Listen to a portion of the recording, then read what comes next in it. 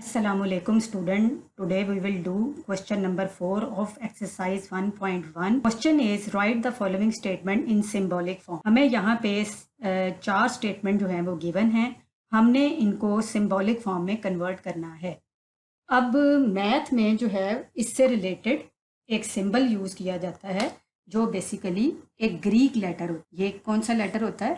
Greek letter होता है। Greek letter है जी। इस सिंबल का मतलब है कि एक an object is an element of object is an element of object is member of or object is object belongs to set। और इसी से रिलेटेड एक और सिंबल होता है अगर इस सिंबल पे क्रॉस लगा दे।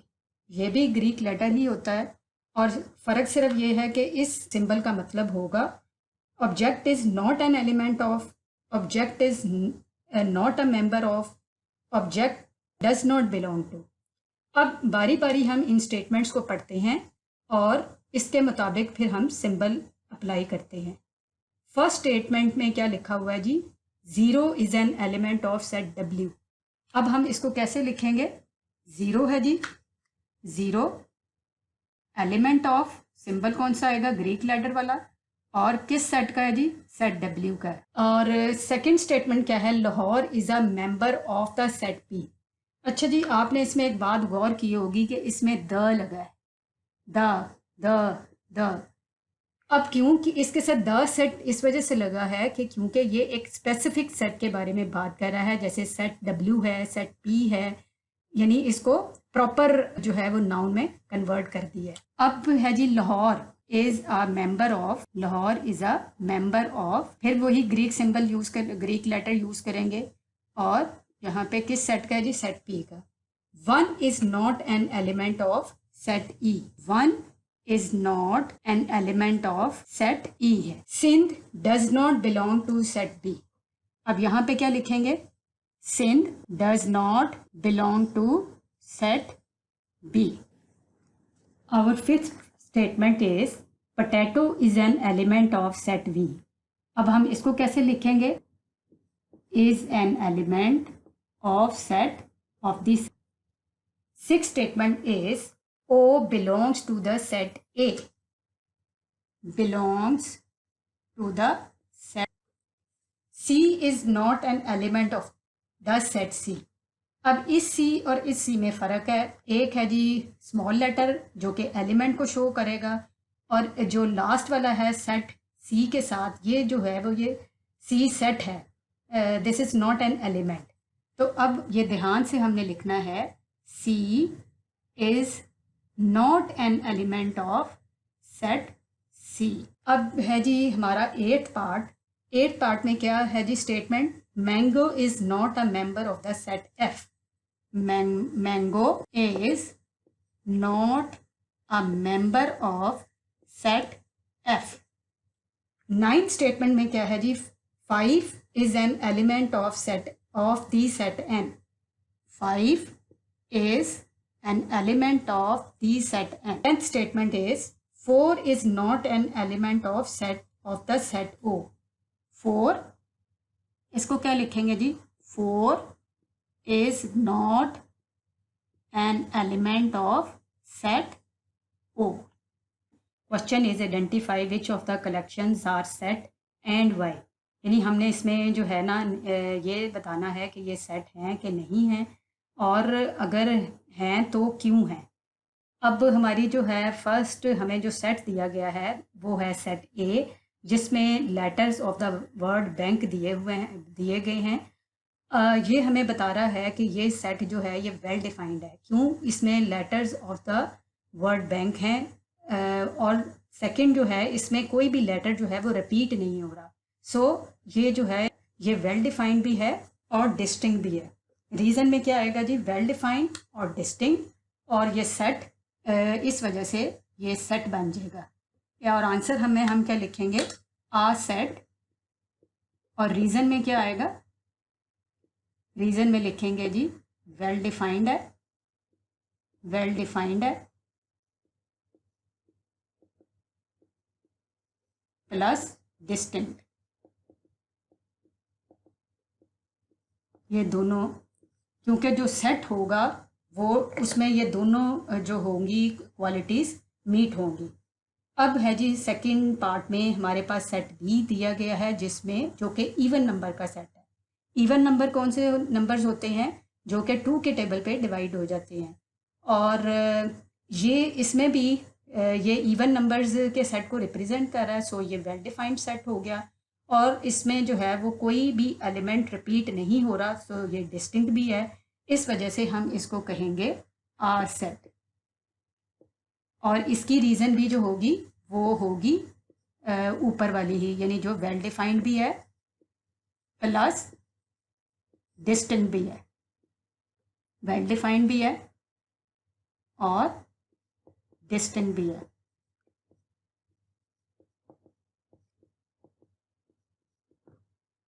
अब हमारा है थर्ड पार्ट। थर्ड पार्ट में सेट सी दिया गया है, जिसमें हमारे पास काउंटिंग नंबर लिखे हुए हैं। और काउंटिंग नंबर कौन से हैं? 0 1 2 0। लेकिन 0 एक ऐसा नंबर है या एज ए एलिमेंट है जो कि 2 दफ़ा इस सेट में रिपीट हुआ है। इस वजह से ये सेट जो होगा वो नॉट डिस्टिंक्ट है और हम इसको सेट नहीं कहेंगे। आंसर में क्या लिखेंगे जी?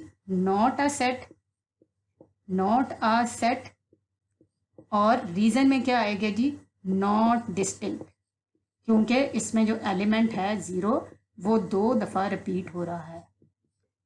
अब है जी हमारे पास फोर्थ पार्ट में हमारे पास the letter of the word killer है। एक लेटर ऐसा है जो 2 दफ़ा रिपीट हुआ है, और वो कौन सा जी? एल।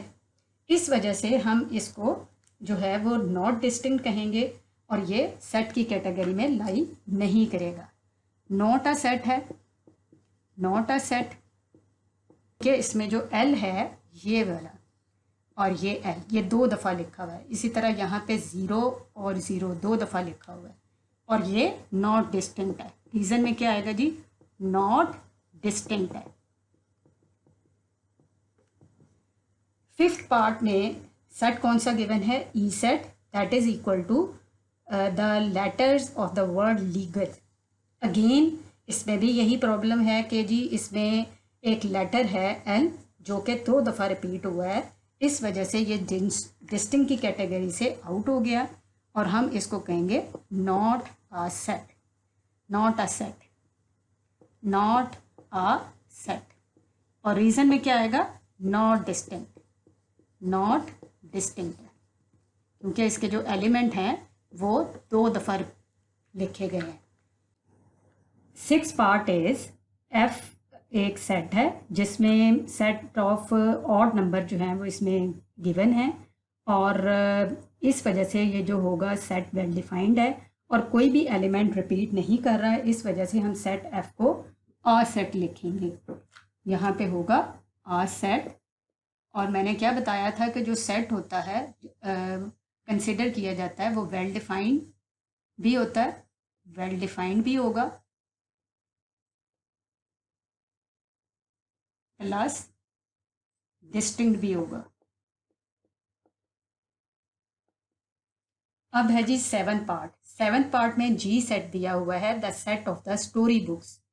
अब इसमें जी सेट जो है बेसिकली ये किस शक्ल में दिया गया? ये स्टेटमेंट की शक्ल में दिया गया।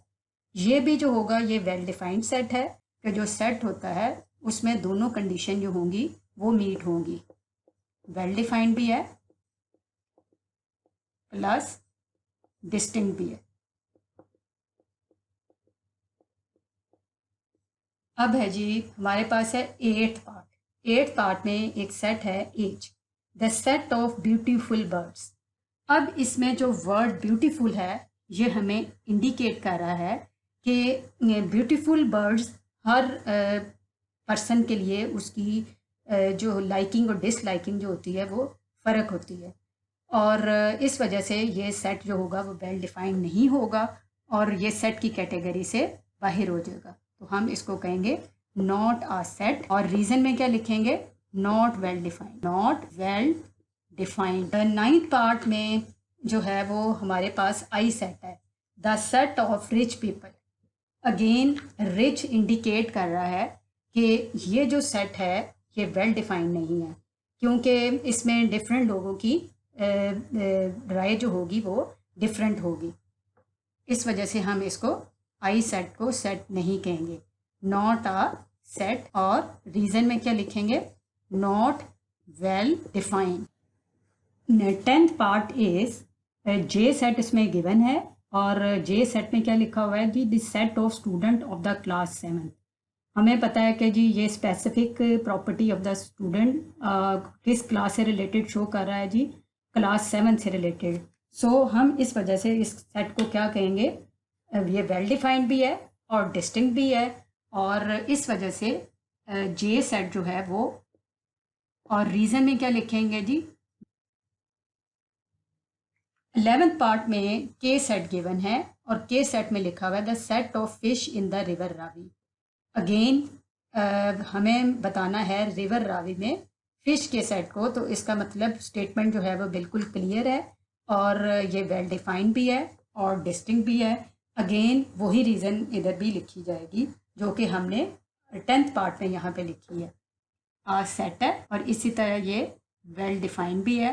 वेल डिफाइंड के लिए W.D मैं यूज़ कर रही हूँ, और डिस्टिंक्ट भी है। अब है जी 12th पार्ट में एल सेट गिवन है, और उस सेट में क्या लिखा हुआ है जी, the set of bad student in a school.